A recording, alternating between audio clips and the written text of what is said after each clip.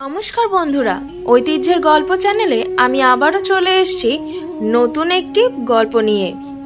আজকে আমি আপনাদের বলবো শ্রী শ্রী জগন্নাথ দেবের লীলা, লান্ডি মাতার নিহিম পাতা বাটা। সকল ভক্তদের অনুরোধ করব গল্পটা একটু মনোযোগ দিয়ে শুনবেন, আশা করি খুব ভালো লাগবে। গল্প শুরু করার আগে আপনাদের কাছে আমার আরও একটি অনুরোধ, আমার এই চ্যানেলটি দয়া করে সকলে সাবস্ক্রাইব করবেন এবং বেল আইকনটি ক্লিক করবেন। চলুন শুরু করা যাক আজকের জগন্নাথ দেবের লীলা কাহিনী। অনেক আগের কথা, এক সময় পুরী ধামে লান্ডি মাতা নামে একজন বৃদ্ধা থাকতেন। তিনি ছিলেন জগন্নাথ দেবের এক অনুরক্ত ভক্ত।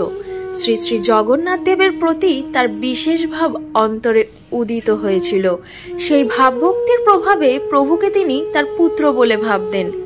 প্রতিদিন লান্ডি মাতা প্রভুর জন্য কিছু নিমপাতা বাটা নিয়ে আসতেন। তিনি মনে মনে ভাবতেন, শ্রী শ্রী জগন্নাথ প্রতিদিন ৬০ বার ভোজন করেন, তার মধ্যে থাকে ৫৬ রকমের অন্ন ব্যঞ্জন, কত রকমের মিষ্টি, কত রকমের ঘি। তিনি অবশ্যই এত ধরনের গুরুপাক জমকালো খাবার দাবার ভোজন করে বেশ ক্লান্ত হয়ে পড়েছেন এবং তার হয়তো কিছু পেটের সমস্যা হয়েছে। সেই জন্য যদি কিছু নিমপাতা বাটা খান তাহলে তার পক্ষে তা খুবই ভালো হবে। এই রকম মনোভাব নিয়ে লান্ডি মাতা প্রতিদিন মন্দিরে যেতেন তার পুত্রকে নিমপাতা বাটা খাওয়াতে।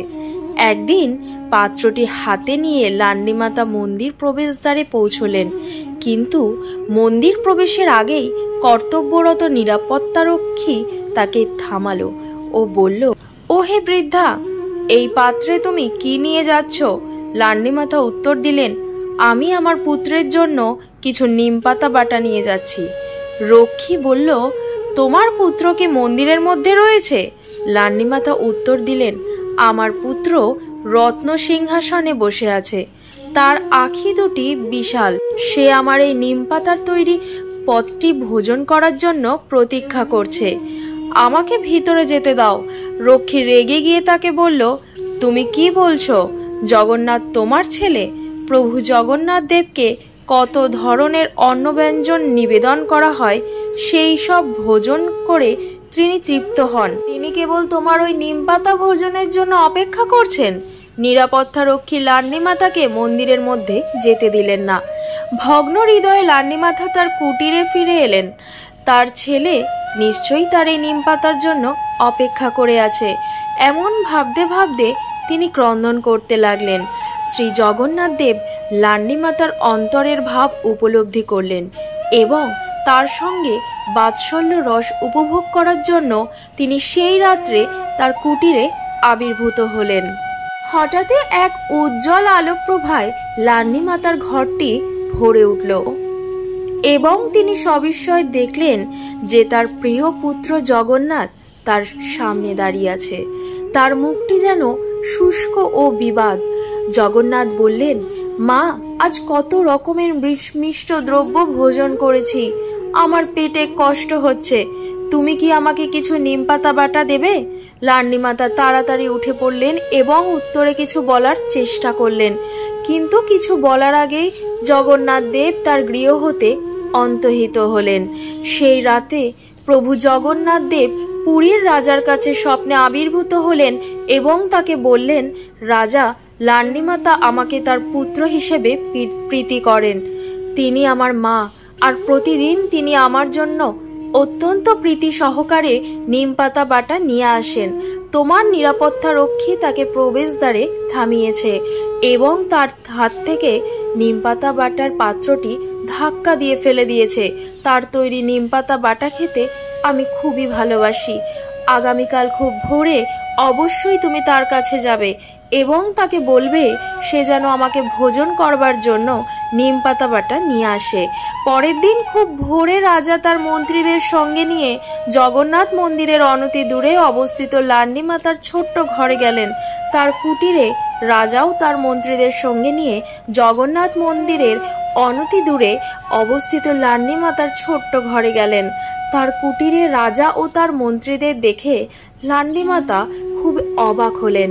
রাজা তাকে বললেন, হে মাতা, মন্দিরের পাহারাদার রক্ষী আপনার প্রতি এক মহা অপরাধ করেছে, তার জন্য ক্ষমা চাইছি। আপনার হাতে তৈরি নিমপাতা বাটা শ্রী জগন্নাথ দেবের খুবই পছন্দ।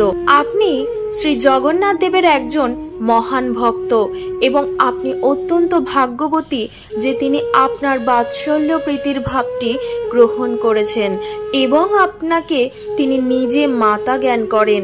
আজ থেকে আপনার কুটিরটি লন্ডি মাতা মঠ নামে প্রসিদ্ধ হবে। এই স্থানটি একটি পবিত্র তীর্থস্থান হিসেবে বিবেচিত হবে। এই পৃথিবীতে আপনি যতদিন থাকবেন প্রতিদিন আপনি শ্রী জগন্নাথ দেবকে নিমপাতা বাটা খাওয়াবেন। এমনকি আপনি দেহত্যাগ করার পরেও আপনার স্মৃতিতে শ্রী জগন্নাথ দেবকে এই পদটি নিবেদন করা হবে। রাজার কাছ থেকে এমন প্রীতিপূর্ণ কথা শুনে লান্ডি মাতা তার সৌভাগ্যের কথা ভেবে খুবই আনন্দিত হলেন। এখনকার দিনে নিমপাতা বাটার পরিবর্তে জগন্নাথ দেব 56 ব্যঞ্জন পদ ভোজন করার পর তিতভোগ নামে একটি পদ ভোজন করেন এবং তারপর মিঠি জল বা মিষ্টি জল পান করেন। নীলাচলে নীল মাধব প্রভু জগন্নাথ ভক্ত জনে কৃপা করো, দাও গো আশীর্বাদ। হরে কৃষ্ণ কৃষ্ণ কৃষ্ণ হরে হরে, হরে রাম রাম রাম হরে হরে। কৃষ্ণময় হোক আপনাদের সকলের জীবন।